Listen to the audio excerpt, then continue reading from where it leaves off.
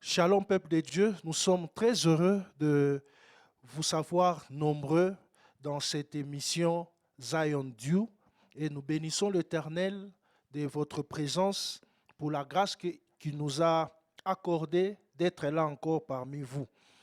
Et ce matin, avant que nous puissions commencer, je vais dire merci à tout le monde. Je n'étais pas là pendant un temps, j'étais en mission et aujourd'hui je suis de retour.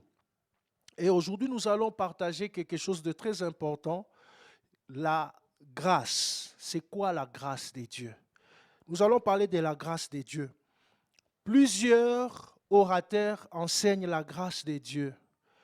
Et moi aussi, aujourd'hui, Dieu m'a mis à cœur de parler de cette grâce-là. Et la grâce dont on parle ici, c'est Jésus-Christ.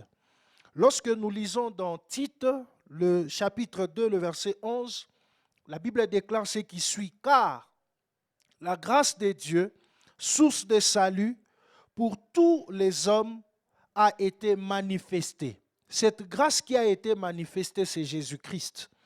Tu peux oublier toutes choses, mais n'oublie pas la grâce qui est Jésus-Christ. Parce que cette grâce s'est manifestée. Toi et moi, jadis, nous étions païens. Toi et moi, jadis, nous étions sans loi, sans Dieu.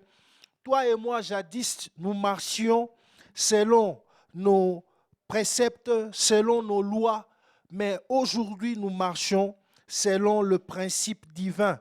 À cause de la grâce qui s'était manifestée, la grâce qui s'était faite chair, c'est Jésus-Christ. Et le verset 12 dit ceci, « Elle nous enseigne à renoncer à l'impiété. » La grâce qui est Jésus-Christ nous enseigne à renoncer à l'impiété et aux convoitises mondaines et à vivre dans le siècle présent selon la sagesse et la justice et la piété de Dieu. Alléluia. Et quelqu'un qui y a Christ à lui, c'est quelqu'un qui bénéficie de cette grâce-là. Quelqu'un qui marche selon le précepte de Jésus, c'est quelqu'un qui marche selon la grâce qui est Jésus-Christ. Et cette grâce, la Bible déclare, elle nous enseigne à renoncer à l'impiété, à renoncer à tout ce qui est mal, à lutter contre mauvaises choses, à lutter contre les choses de ce monde, parce que nous avons la grâce. Bien-aimés, ne foule pas la grâce que Christ nous a accordée.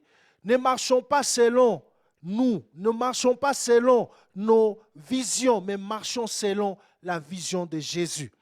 Et aux convoitises de ce monde, la Bible déclare, les convoitises du monde, c'est quoi? C'est les convoitises de la chair, c'est les convoitises des vues, c'est les convoitises des choses qui nous amènent à marcher, à être à côté, des choses qui nous amènent à ne pas respecter la volonté de Dieu. Mais aujourd'hui, bien-aimé, je t'en conjure. Aujourd'hui, je me rassure qu'avec la grâce qui est en nous, qui est Jésus-Christ, nous irons de gloire en gloire, si seulement et si nous marchons selon la volonté de Dieu. Et dans ce siècle présent, la Bible nous déclare, marchons dans la sagesse. Et la sagesse dont on parle ici, c'est aussi Christ.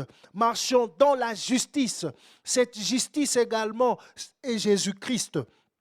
Et la piété. Lorsque tu as Jésus-Christ en toi, bien-aimé, tu ne feras pas ce que ton cœur te dit de faire. Car la Bible déclare dans Galates 5, le verset 16, « Marchez selon l'esprit et vous n'accomplirez pas les désirs de la chair. » Bien-aimé, pour que nous ne puissions pas marcher selon l'esprit, nous devons inviter Christ, nous devons inviter le Saint-Esprit dans nos vies, nous devons donner nos vies à Jésus-Christ. Si tu me suis à ce moment et que tu n'as jamais accepté Jésus-Christ dans ta vie, donne ton cœur à Jésus et c'est Jésus-là va te bénir et c'est Jésus va marcher avec toi parce que la grâce est sur toi et sur toi et sur moi. Cette grâce, c'est Jésus-Christ. Seigneur, nous te rendons gloire, nous te disons merci pour tout. Que ton nom soit élevé pour ce moment nous venons de passer dans ta présence. Dans le nom de Jésus, nous prions, nous disons Amen.